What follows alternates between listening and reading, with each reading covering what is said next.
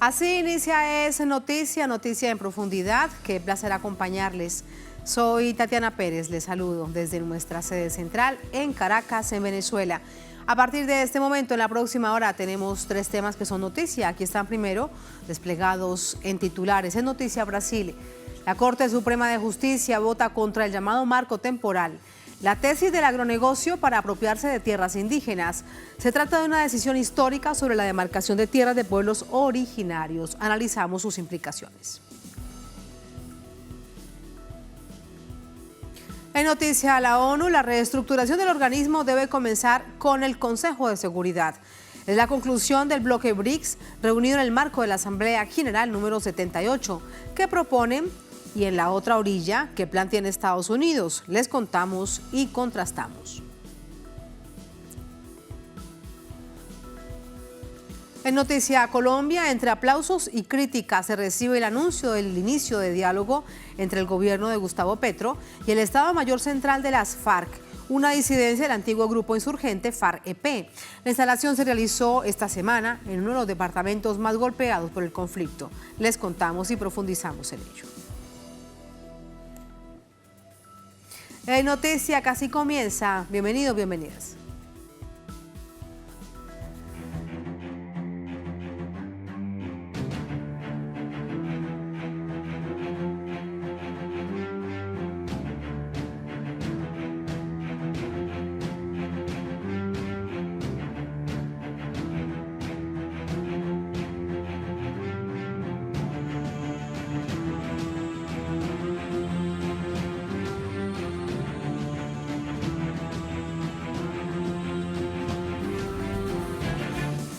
En Noticia Brasil, las comunidades indígenas celebran esta jornada la decisión de la Corte Suprema en contra del llamado marco temporal, una tesis defendida por el poderoso lobby del agronegocio, clave en la demarcación de tierras originarias. Vamos a verlo. 7 de los 11 magistrados del Supremo Tribunal Federal votaron por la anulación de la tesis jurídica del agronegocio que busca impedir demarcaciones de tierras ancestrales. Estoy votando en línea con el juez principal del caso. La tesis del llamado marco temporal solo reconoce como territorios indígenas aquellos ocupados o en disputa por los pueblos originarios cuando se promulgó la Constitución el 5 de octubre de 1988. Una idea que cuenta con el apoyo de representantes del poderoso agronegocio brasileño, que consideran ese límite necesario para dar seguridad jurídica a los grandes productores rurales. Representa la deforestación, la minería, la invasión de tierras indígenas, y todo esto influye en el calentamiento global, el cambio climático, afectará a las mujeres, a los ancianos, a los jóvenes, afectará al planeta. Por eso debemos garantizar la demarcación de nuestras tierras para que sean preservadas, y el mundo también se beneficia de la demarcación de nuestras tierras. En cambio, la decisión de la Corte garantiza a estos pueblos el derecho de ocupar las tierras, así como el uso exclusivo de los recursos naturales. A los pueblos indígenas se les otorga reconocimiento de sus relaciones sociales, sus tradiciones y las tierras que tradicionalmente han ocupado. Entonces, en el momento en que se presentó el caso, ¿quiénes ocupaban la tierra? Pues los pueblos indígenas. Representantes de los pueblos originarios se habían movilizado a Brasilia para acompañar el juicio, en alerta por el potencial impacto de la decisión en sus comunidades. De acuerdo a datos oficiales, los pueblos originarios ocupan el 13,7% del territorio nacional, con 610 tierras indígenas, de las cuales 487 están delimitadas. De ese total, la gran mayoría se sitúan en la Amazonía brasileña, con 329 áreas demarcadas. Con el resultado, uno de los capítulos más importantes del movimiento indígena en Brasil llega a su fin, una victoria que hoy celebran. Así precisamente como lo ven ustedes, se celebró en distintos puntos del país que se seguía, además de este momento, también jornadas anteriores, porque se suspendía y volvía y comenzaba, y se suspendía y se retomaba, así que había gran expectativa por este día. Vamos a preguntarle más acerca de esto a nuestro corresponsal en Río de Janeiro, André Vieira. Hola André, adelante, muy buenas noches.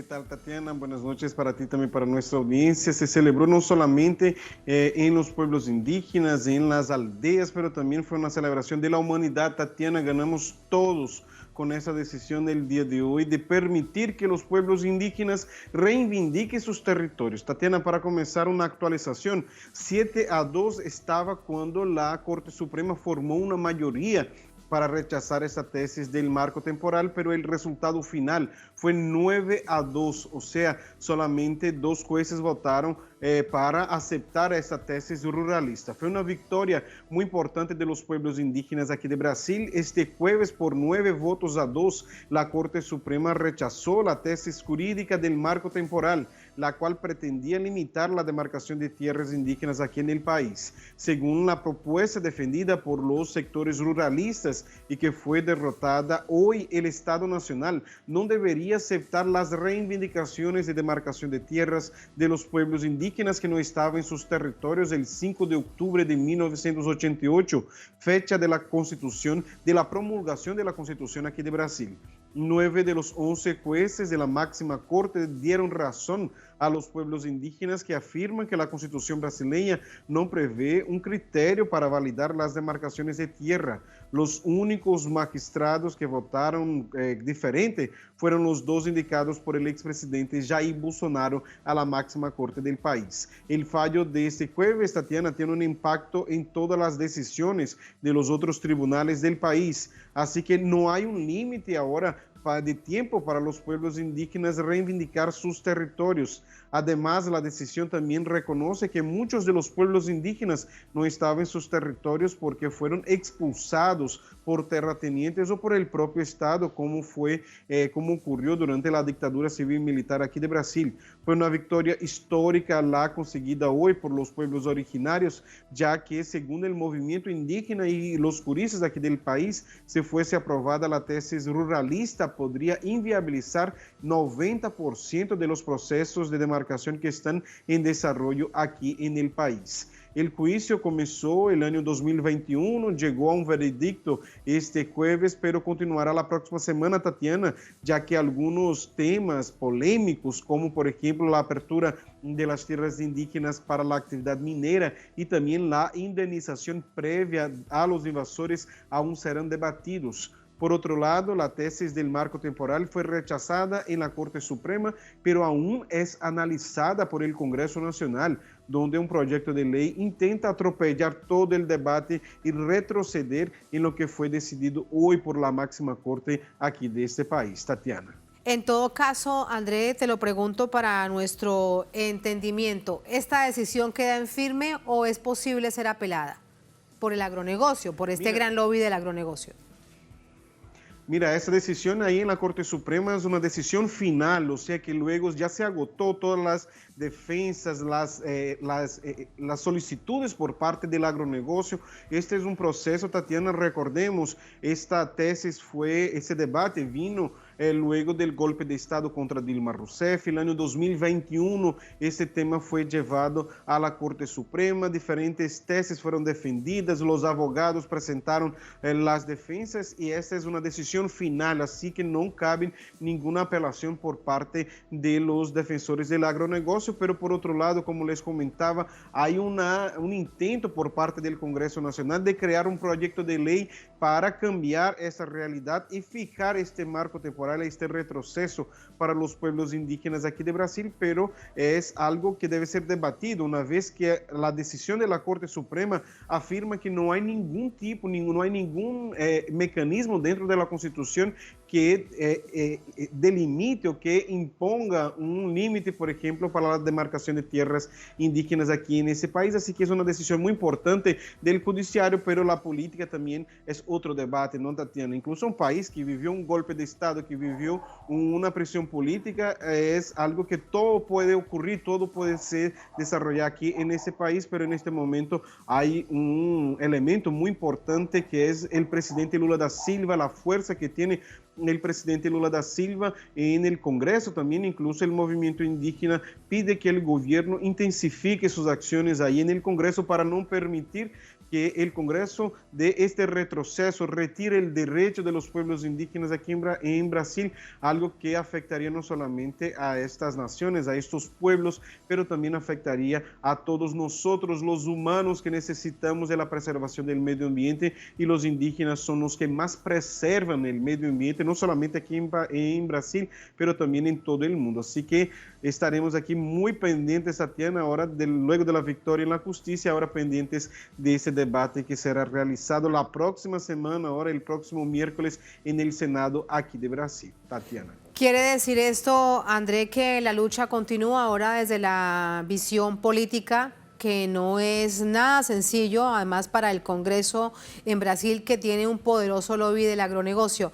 Pero hoy, como lo hemos visto en las imágenes, la jornada ha sido de celebración porque es una reivindicación histórica. André, gracias. Buenas noches. Buenas noches, Tatiana, y felicitaciones también a los pueblos indígenas tan resistentes, Tatiana. Felicitaciones para estos pueblos y también para todos nosotros. Bueno, antes de despedirte, ¿cuántos días estuvieron esperando allí en Brasilia todas aquellas organizaciones que se fueron desde sus lugares más recónditos, desde donde hacen vida, muchos de ellos al Amazonas, en Brasilia, esperando este resultado? ¿Cuántos días estuvieron allí, André? 2 años, Tatiana, desde el 2021, que están movilizados, incluso por muchos tiempos, por diferentes momentos, ellos buscaban postergar el debate, volver, o sea que diferentes movilizaciones se realizaron a lo largo de estos 2 años, y ahí estuvieron también estos indígenas a lo largo de estos 2 años, muchos líderes, muchas caravanas que llegaron para acompañar. Estos que estaban ahora de esa última decisión estaban desde la semana pasada, cuando se realizó ahí en Brasilia la marcha, la tercera marcha de las mujeres indígenas aquí en ese país. Pero 2 años fue el tiempo de espera para este día de celebración del día de hoy, Tatiana. Hay la razón de estos abrazos y de estas alegrías, de estas lágrimas de alegría en esta oportunidad. Qué fortuna que no fue de tristeza, un logro histórico. Gracias, André, muy buenas noches. Buenas noches. Buenas noches. Vamos a profundizar en el significado de esta decisión que toma el máximo Tribunal de Justicia, el Tribunal Supremo Federal de Brasil. Para ello nos acompaña Eleane Barrios. Ella es joven dirigente del Movimiento Popular por la Soberanía en la Minería. Vía Campesina nos acompaña desde Maranhão, en Brasil. Eleane, bienvenida. ¿Cómo estás? Muy buenas noches. Muy buenas noches. Muchísimas obrigada por estar recibiendo a nosotros. Hoy, como ya vino hablando los compañeros, es un día de muy celebrar.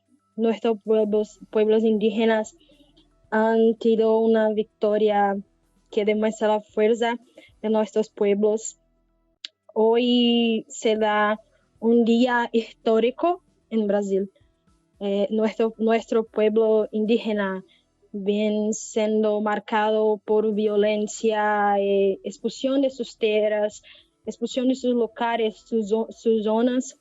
La decisión de hoy nos apunta a un futuro para la demarcación de más tierras indígenas, que nos permitirá promover la permanencia de nuestros pueblos indígenas, manteniendo sus derechos que nuestra Constitución los garantiza, que el derecho por tierra, por vivir sus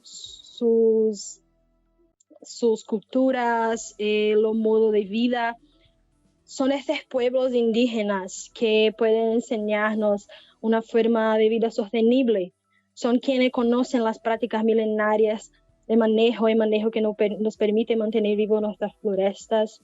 Este pueblo vino luchando con muy fuerza, muy resistencia. Esta victoria es un comienzo.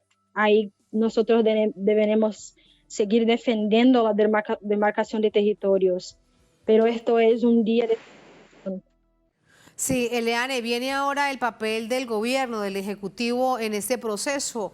Si bien el presidente Lula da Silva ha dicho que acompaña, de hecho ha ido hasta en zonas de pueblos originarios para abrazarlos, para decirles que se va a trabajar, el Ejecutivo solo no puede. Hay un Congreso en contra. ¿Qué papel entonces viene ahora para el Ejecutivo?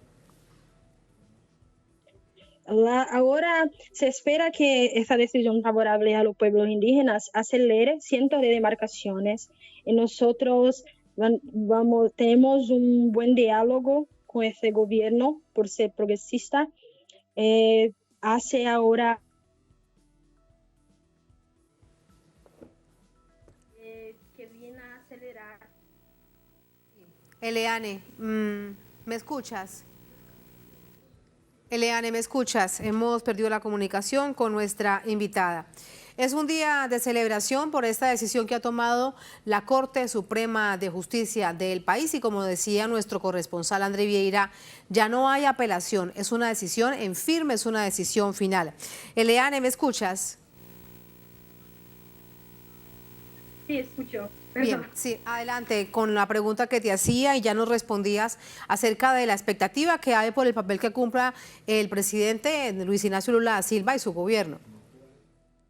Sí, se espera, como había dicho, que se acelere estos pedidos que están estagnados hace mucho desde el inicio, son pedidos de años. Se hace ahora necesario continuar el diálogo con nuestro presidente para que se haga estos derechos firmes de las demarcaciones aprobadas. Y desde el Congreso, que es uno de los grandes temas, como lo recordaba con nuestro corresponsal, hay un gran lobby, los llamados ruralistas, el gran lobby del agronegocio en Brasil que mueve millones y millones de dólares dentro y fuera del país. Políticamente viene ahora otro proceso. ¿Cómo lo asumen los movimientos populares y sociales? Seguimos apoyando a nuestros pueblos originarios. Este Congreso no puede regredir en esta decisión. Nuestros pueblos han sufrido, además, es un derecho de ellos. Nosotros vamos a seguir presionando, apoyando, peticionando que este Congreso que quiere robar una vez más estos territorios, estos pueblos de su derecho.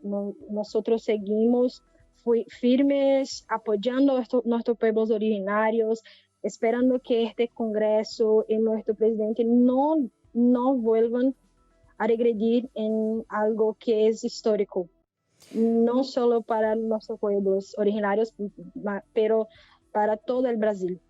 ¿Cuánto, Eleane, se había avanzado en este proceso en el marco de la pugna por la demarcación de tierras durante el gobierno anterior de Jair Bolsonaro? Te lo pregunto porque él tenía una directa conexión con esta llamada bancada ruralista.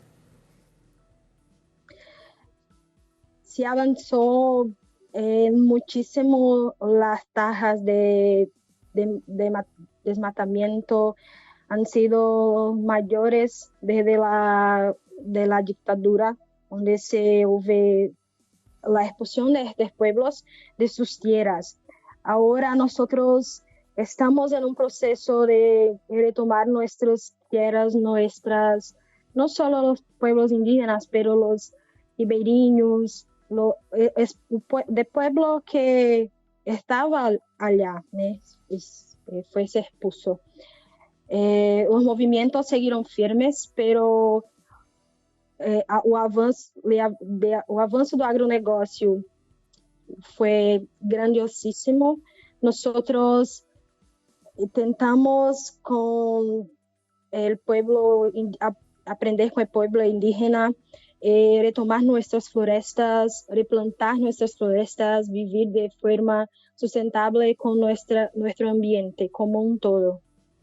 Muchísimas gracias, Eleane, por tu testimonio. Muy buenas noches. Buenas noches, gracias. Hasta luego, muchas gracias.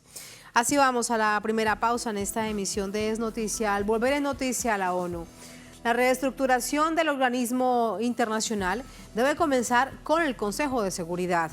Esta es una conclusión del bloque BRICS reunido en el marco de la Asamblea General número 78 en Nueva York. ¿Qué propone el bloque?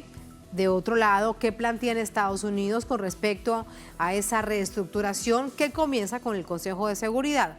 Vamos a contarles y analizarlo al volver en el Noticia.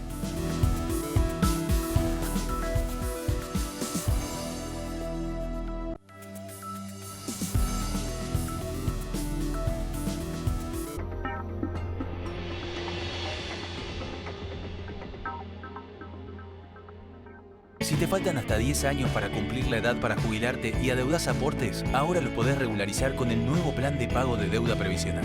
Tu esfuerzo cuenta. ANSES, Argentina Presidencia. El espacio que reúne a grandes artistas musicales y muestra su lado más humano, regresa a Telesur en una nueva temporada. Sesiones Vagabundas. Iniciamos con la Orquesta Failde. Ay, hermanazo. Failde. Gracias por la invitación. ¿Quién es Miguel Failde? El creador musical del danzón. Miguel Failde es mi tío tatarabuelo. Eso siempre le digo a mis músicos. Tenemos que hacer lo que hacemos porque nos sentimos orgullosos de eso y porque lo disfrutamos. Conducido por Mauricio Figueiral.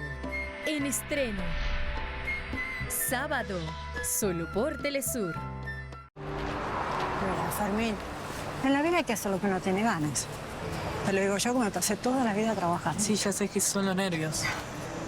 Es acá, abuela. Mira, nunca lo vi. Vamos. ¿Duele? Este es lindo. No, abuela. Este me gusta. ¿Seguro? Sí. Ahora sí, para toda la vida. Para que después de toda una vida de trabajo puedas jubilarte y disfrutar el tiempo con los que siempre quisiste. Plan de pago de deuda previsional. Tu esfuerzo cuenta. ANSES, Argentina Presidencia.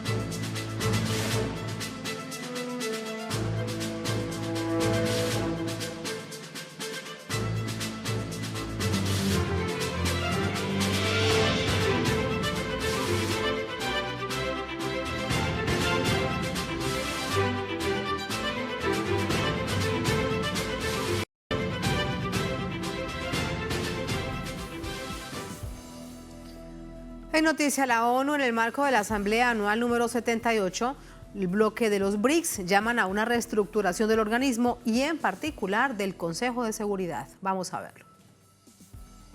Los ministros de Asuntos Exteriores que conforman el grupo BRICS apoyaron la reforma integral de la ONU, incluido su Consejo de Seguridad, con el objetivo de volverla más democrática, representativa, eficiente y eficaz en los asuntos internacionales. Durante la reunión, los cancilleres señalaron incluir en la reforma la representación de los países en vías de desarrollo como miembros del Consejo y así responder adecuadamente a los desafíos globales prevalecientes, de acuerdo al comunicado de la Cancillería rusa. Entre los posibles nuevos miembros figuran Brasil, India y Sudáfrica. A esto, el presidente de Estados Unidos, Joe Biden, aboga para añadir a la lista a sus aliados, Japón y Alemania, países que no fueron incluidos en la composición original del Consejo de Seguridad, debido a que fueron los principales agresores del conflicto militar en la Segunda Guerra Mundial. Reconocemos también que para cumplir y abordar los retos que enfrentan estas organizaciones, deben ser actualizadas para mantener la paz en el mundo.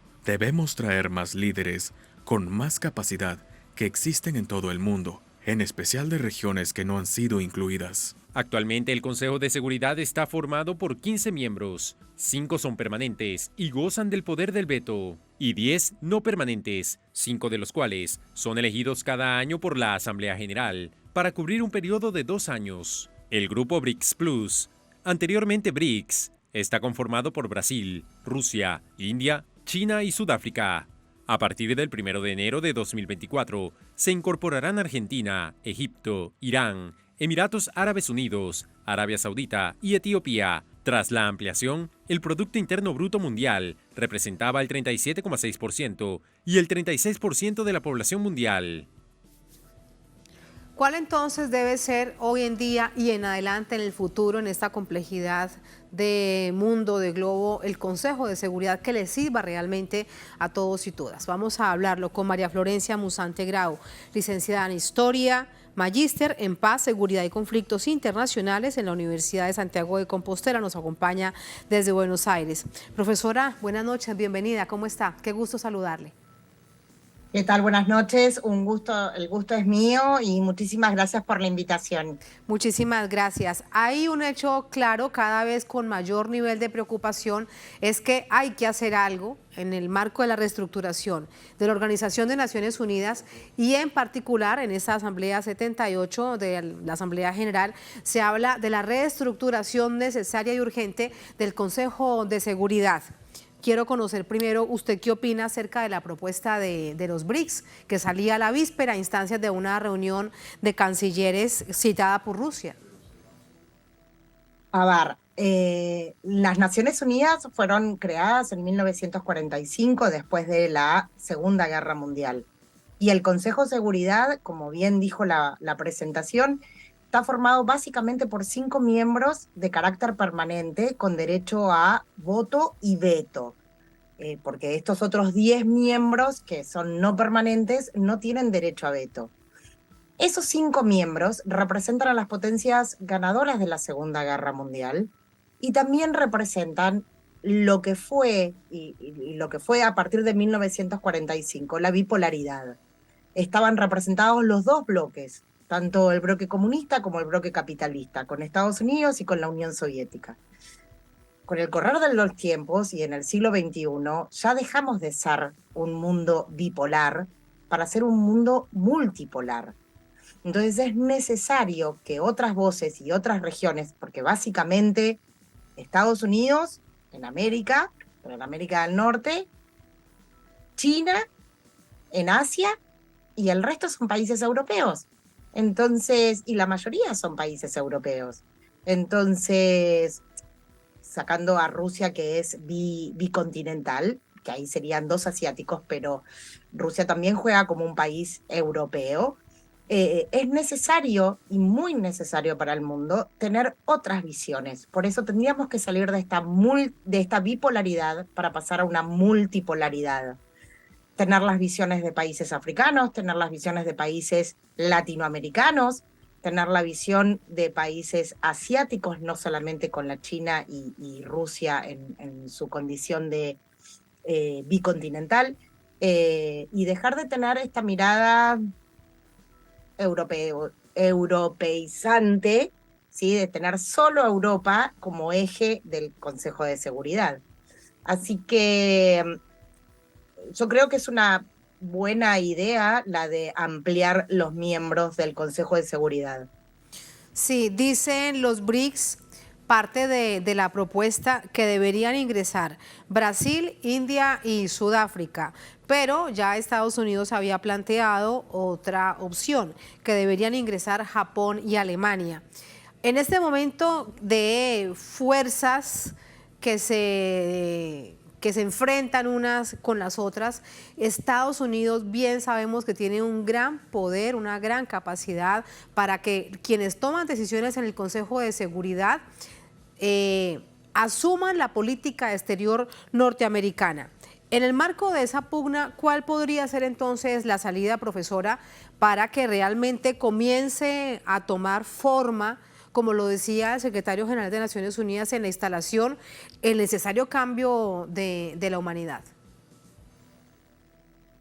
A ver, la entrada de Alemania y de Japón es una forma también de permitirle a los países que fueron vencidos hace 70 años atrás, ¿sí? Entrar al Consejo de Seguridad. Por eso es la entrada de Alemania y de Japón. Alemania forzaría también a esta visión europeizante que tiene el Consejo de Seguridad. Japón le daría una... Profesora, y es que hoy en día Japón y Alemania son aliados directos de Estados Unidos. Es decir, También, por eso sí, no Japón, es casual que Estados Unidos diga que quiere que entren Japón y Alemania. no, por supuesto que nada es casual. La entrada de tanto como lo que propuso el presidente Lula, la entrada de Brasil, de Sudáfrica y de la India, desequilibraría la balanza y no tendría una balanza tan volcada, si se quiere, hacia los Estados Unidos. Pero también sí es necesario tener en cuenta que Brasil es uno de los países más grandes de América del Sur, el más grande de América del Sur. La India tiene un cuarto de la población mundial y Sudáfrica es una potencia muy importante en el sur del continente africano. Así que sería bueno esta nueva mirada o esta mirada que propone Brasil, que no es nueva, hace 20 años que Itamaraty, la Cancillería de Brasil, viene pensando y que Brasil debería ser un miembro. Brasil no desaprovecha esta oportunidad, ya que en este momento está cubriendo la presidencia pro tempore del Consejo de Seguridad. Le quedan unos días para terminarla. Con respecto a África, 54 naciones es el continente madre, continente africano. ¿Debería en esa reestructuración haber otra presencia, mayor presencia además de Sudáfrica? Sí, por supuesto. Etiopía es uno de los países que está pensando en este nuevo BRIC, o como lo llamaron ustedes, el BRIC Plus. Etiopía, Egipto, Sudáfrica. África tiene distintas miradas. No es lo mismo el África del Magreb que el África negra, que Sudáfrica. Debería tener una representación por lo menos de cada una de estas regiones en el Consejo de Seguridad. No todos los problemas, por ser el continente africano, no todos los problemas son similares ni son iguales. Son muy diferentes entre sí. Y son necesarios que el mundo los conozca. Es de hecho una gran parte de invisibilización. Todo cuanto sucede en África. Hay en algunos sectores que aún dicen, pero es que África es un país, parte del desconocimiento al que nos han llevado, teniendo en cuenta que no debería ser así, porque el lazo histórico producto de la esclavitud pues es enorme para nuestro continente, por lo menos. Ahora, profesora, el tema del veto y las acciones del Consejo de Seguridad de Naciones Unidas. Recordemos, por ejemplo, uno de los casos, Libia. Cuando el Consejo de Seguridad de Naciones Unidas permite la zona de exclusión aérea a Libia, es que allí se desata la invasión por parte de la OTAN. Es decir, con esto lo que quiero plantear es que las decisiones que toma el Consejo de Seguridad involucran a millones y millones de personas alrededor del mundo. ¿Qué hacer entonces con esas decisiones que toma y con este, por ejemplo, tema del veto? Bueno, ese es un tema fundamental y es lo mismo que estábamos planteando recién. Los miembros que ingresarían o que podrían ingresar al Consejo de Seguridad planteando una reestructuración deberían tener voz y voto. Voto y veto, eso es lo que quiero plantear. No es casi infantil que uno ingrese y no tenga la posibilidad de vetar una decisión, sino solamente apoyarlas. Entonces ahí sí yo te debería dar la derecha y decir las decisiones son tomadas por los aliados de los Estados Unidos. Para nosotros, bueno, la Argentina tuvo una situación muy particular con el Consejo de Seguridad cuando fue el conflicto de Malvinas en 1982. La Argentina entraba en guerra con uno de los países que formaba parte del Consejo de Seguridad y el único país que se abstuvo fue la China. Entonces, el resto de los países votaron en contra de lo que había hecho la Argentina el 2 de abril de 1982. Por lo tanto, vuelvo a repetirte, debería darte la razón y decirte sí, son políticas pro los Estados Unidos. Si realmente se reestructura el concepto del Consejo de Seguridad y el porqué de las Naciones Unidas, deberíamos dejar de tener ya a 78 años, deberíamos dejar de seguir teniendo esta visión bipolar del mundo, para tener una visión multipolar. Las causas no son solamente europeas, hay causas que afectan a todos los continentes. Entonces, debería ser una visión multipaís, por decirlo de alguna forma. Multipresencia de todos nuestros continentes, por decirlo también de otra forma. Hay una declaración, no es de ahora, pero sí recurrente del presidente López Obrador acerca de lo que es Naciones Unidas y lo que hay que hacer con Naciones Unidas. Vamos a escucharlo. Una crisis mundial exacerbada en muchos países. Hay un enfoque equivocado para enfrentar el fenómeno migratorio. Y tiene mucha responsabilidad la ONU. Se convirtió en un aparato burocrático, anquilosado, es como un adorno, como un florero. Hay que atender el problema de la corrupción en el mundo. Hay que atender el problema de la desigualdad. ¿Qué hace la ONU en eso? Nada. Porque no hay un solo plan de organismos financieros internacionales, del Banco Mundial, para ayudar a los países con más pobreza. Lo único que hace es tomar partido en las guerras y enviar armamento. Si todo ese dinero que solo beneficia a la industria bélica y que causa muerte y destrucción se utilizara para el desarrollo de los pueblos, para garantizar oportunidades de trabajo, de estudio, estaríamos viviendo en un mundo más fraterno, más justo, más humano, y no tendríamos esos problemas. Cuánta verdad en esa reflexión que hace el presidente López Obrador. Profesora, dice AMLO que la ONU hoy en día es como un florero, como un adorno.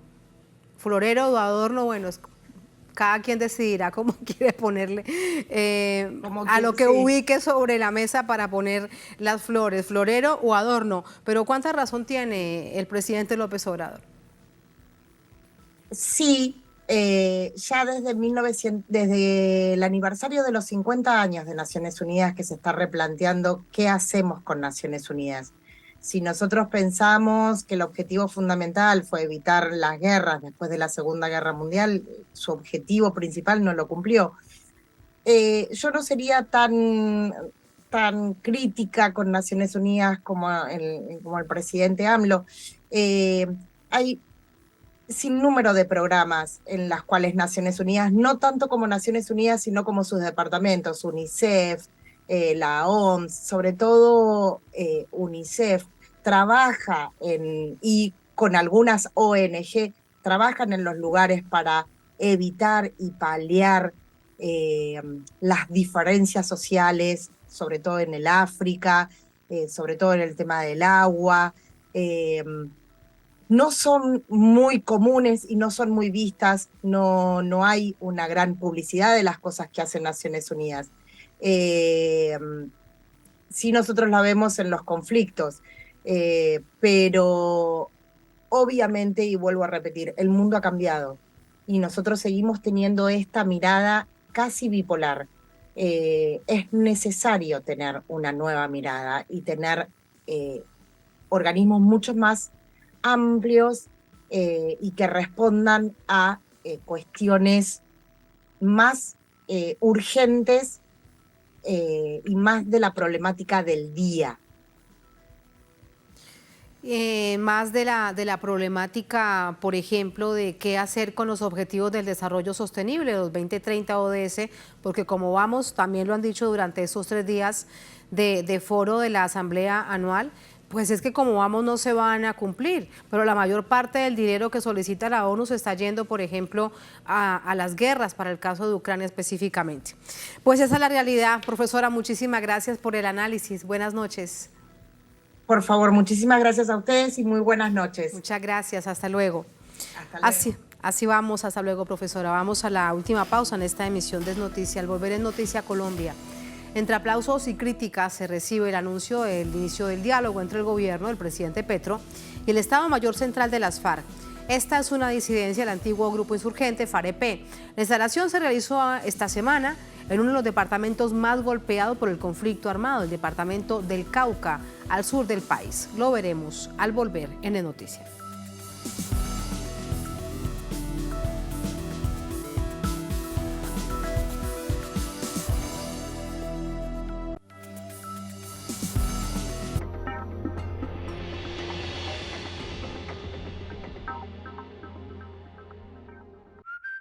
El espacio que reúne a grandes artistas musicales y muestra su lado más humano regresa a Telesur.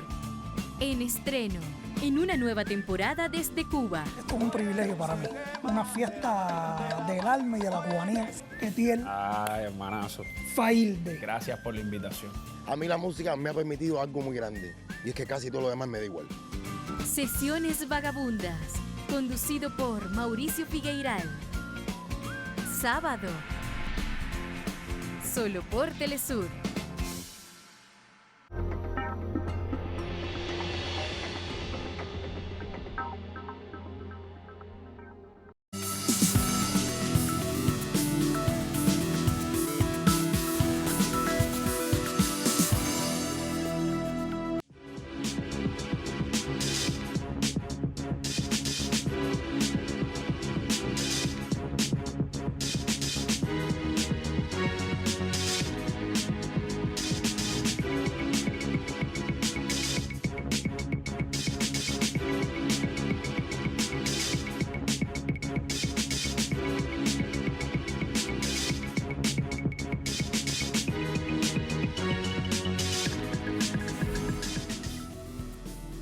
En Noticia Colombia, el gobierno del presidente Gustavo Petro, las disidencias del Estado Mayor Central de las antiguas FARC, instalaron oficialmente una mesa de diálogo en el departamento del Cauca, al sur del país.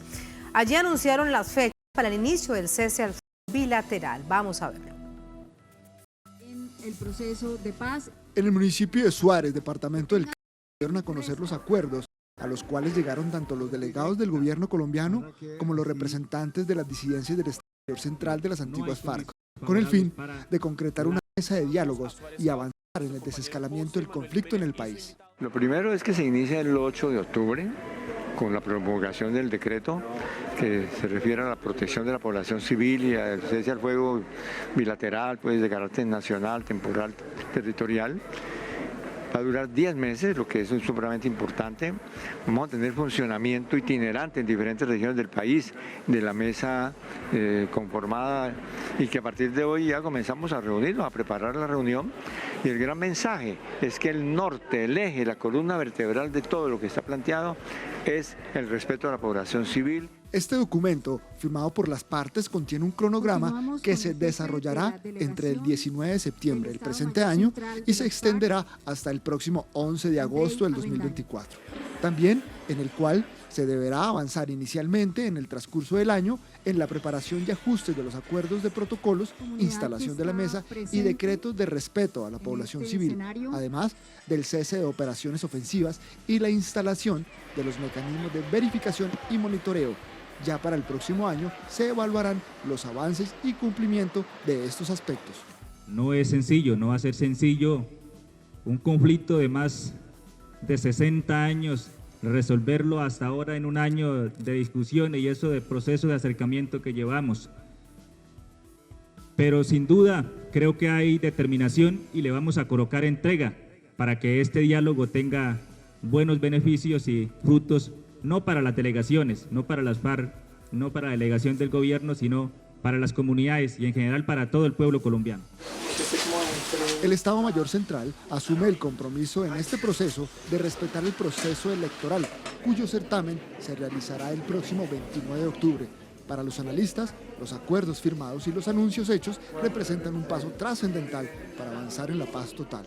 Por fin, el concepto en la parte pertinente a tratar de poner fin a la guerra está cogiendo una ruta en la cual el gobierno se acerca después de un trabajo preliminar a estas organizaciones y logra firmar acuerdos que resultan relevantes. porque este acuerdo que se firma para el Estado Mayor Central es un acuerdo que va hasta el 2024. Si ese acuerdo marcha bien, después del 7-8 de agosto se va a ir implementando en mejor forma. Si bien es cierto, la instalación de la mesa se realizará en el municipio de Tibú, región del Catatumbo, departamento de Norte de Santander, aseguraron las partes que harán un recorrido itinerante por varias regiones, de acuerdo a los temas que se vayan desarrollando. Así, si se aborda el tema del medio ambiente, estos diálogos se llevarán a cabo en comunidades que han desarrollado labores de resistencia en megaminería o de soberanía alimentaria, por ejemplo.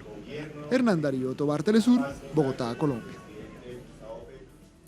¿Qué significa esta decisión para las poblaciones más afectadas, para ese anhelo de la llamada paz total? Planteamiento y promesa del gobierno del presidente Petro. Vamos a ir con el análisis. Nos acompaña para esto Daniel García Peña Jaramillo. Él es profesor universitario, historiador, periodista. Fue alto comisionado para la paz entre 1995 y 1998. Nos acompaña desde Bogotá, en Colombia. Profesor, ¿cómo está? Buenas noches, bienvenido. Buenas noches, ¿cómo están ustedes? Muchas gracias. El departamento del Cauca fue un primer escenario de lo que han llamado ahora un proceso itinerante. ¿Qué pasa, profesor, en el departamento del Cauca? ¿Por qué fue escogido? Simbólicamente, ¿qué significa este momento justo de la instalación de esta mesa de diálogo entre el gobierno del presidente Petro y esta disidencia de las FARC? Yo creo que hay varias razones. Lugar emblemático de la reconfiguración del conflicto armado en Colombia. Fue uno de los escenarios donde se operó las antiguas FARC y donde se llevó a cabo el proceso de desmovilización de esa guerrilla, pero donde han aparecido otras fuerzas, otros elementos del conflicto que tienen que ver con las economías ilegales y que efectivamente, como ustedes bien lo señalan, los grandes afectados han sido las poblaciones locales, las poblaciones afrodescendientes, indígenas y campesinas. De tal manera que haber escogido este lugar pues tiene un impacto muy importante sobre el anhelo de la paz total. Ese anhelo sobre todo para las comunidades más golpeadas. Y en el proceso itinerante, profesor, ¿en dónde debería ser? ¿Cuál es la presencia que tiene ese llamado Estado Mayor Central de las FARC? Bueno, eso es una importante pregunta porque efectivamente estas disidencias recogen diferentes grupos que ahora se empieza a ver hasta qué punto realmente están coordinados entre sí. No olvidemos que de todos modos existen otras disidencias que son las dirigidas por Iván Márquez, las llamadas disidencias de la segunda Marquetalia, que no están incluidas en esta negociación. Pero estos que se denominan Estado Mayor Central operan en el Cauca, en el Putumayo, donde tiene una presencia muy importante, en el norte de Santander, precisamente Tibú, que va a ser el lugar de la instalación de la mesa, y en Arauca, donde también tiene una presencia muy importante, y en otros lugares del país. De tal manera que tiene un alcance en lugares que históricamente fueron de las antiguas FARC, también en el Caquetá y en el Guaviare. Pero por otro lado, está por verse su nivel de unidad y articulación, y por lo tanto, pues eso va a ser uno de los temas que hay que mirar hacia adelante. Sí, además de esto, hay, bueno, aplausos por este anhelo y dar estos pasos acerca, ya lo decíamos, de esa llamada paz total, pero al mismo tiempo críticas, y algunas de ellas de miembros, de los ex integrantes de las FAREP, de la Fuerza Armada Revolucionaria de Colombia, que dejan de ser un grupo insurgente con el acuerdo de paz entre el gobierno y el presidente Santos. Este grupo insurgente, después de un largo proceso de negociaciones en La Habana. ¿Por qué cree usted que se da esta crítica ahorita, en este momento, cuando lo que realmente el país y todos los sectores nacionales lo que anhelan, bueno, la mayoría, hay un sector que anhela la guerra, pero la mayoría quiere la paz para Colombia? A ver, yo pienso que los cuestionamientos que se hacen son legítimos y hay muchas dudas que están por resolverse. En primer lugar, tiene que ver con la misma naturaleza de estas disidencias. que efectivamente no firmaron el acuerdo de 2016 y la pregunta es ¿por qué no lo hicieron? No parece existir razones ideológicas de fondo, sino que muchos sostienen que fue más bien su apego a los negocios, a las economías ilegales y que por lo tanto generan dudas frente a la misma naturaleza. Pero también tiene que ver con que hoy en las disputas por los territorios y las economías ilegales hacen que la mayoría de los enfrentamientos no están entre el Estado y estos grupos, sino entre los mismos grupos. Por ejemplo, en Arauca y la zona de Apure, en Venezuela, los enfrentamientos son de estas disidencias con el ELN, precisamente por esos corredores de economías ilegales. En el Putumayo están enfrentados precisamente con las disidencias de la segunda Marquetalia, de tal manera que hay muchas dudas en torno a cómo este proceso puede llevar adelante. Y finalmente hay cuestiones de tipo jurídico.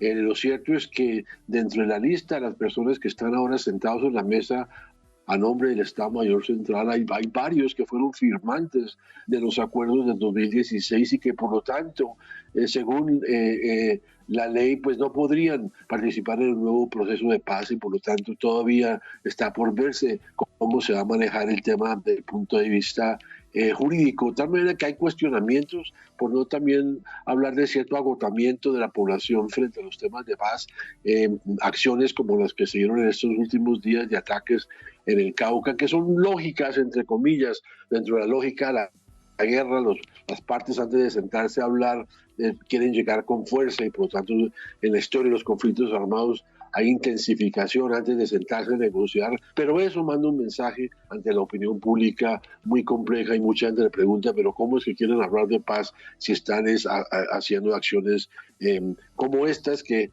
atentaron contra la población civil? De tal manera que yo diría que hay mucha expectativa, creo que la mayoría de la gente entiende, incluyendo la gente de partidos comunes de los antiguos FARC, que hay que buscar salidas negociadas, pero eso no quiere decir que no existan dudas y preguntas válidas que estarán por resolverse en estos próximos meses. Le comprendo, profesor García Peña. Sin embargo, uno lo que diría es, a este punto, cuando ya se ha instalado la mesa, que se habían acercado desde meses atrás, la mayor parte de esas preguntas deberían tener respuesta. Por ejemplo, el carácter jurídico de estas EMC, de este Estado Mayor Central. Durante todo el año 2022, diríamos, desde el propio momento en que llega el presidente Petro y asume el gobierno, lo que se decía es el estatus jurídico de carácter político o tratarlos como un grupo criminal. Pero a este punto eso ya debería estar resuelto para la tranquilidad y la claridad de todos y todas. No, sí está resuelto y el gobierno ha dicho que se trata de una negociación de carácter político. Sin embargo, y ahí viene la pregunta, varios de los integrantes de que están sentados en la mesa y que hacen parte de la misma delegación son firmantes del acuerdo anterior y por lo tanto no cabrían dentro de una negociación política precisamente porque ese acuerdo establece que si se firma un acuerdo y se incumple, no podrían volver a hacer una negociación política. Por eso digo que hay cuestionamientos frente a algunos de los integrantes de la mesa, pero el gobierno y la negociación que está adelantando en este momento es efectivamente una negociación de tipo político. Muchísimas gracias por ese análisis, por ayudarnos al entendimiento del conflicto armado colombiano. Muy complejo, muy enredado, pero poco a poco pues se irá desenmarañando por el bien de toda la población. Muchas gracias, buenas noches. Con mucho gusto, claro que sí. Muchas gracias. A ustedes gracias por habernos acompañado. Ponemos punto final a esta emisión de Noticia. Hasta mañana, sigan con nosotros.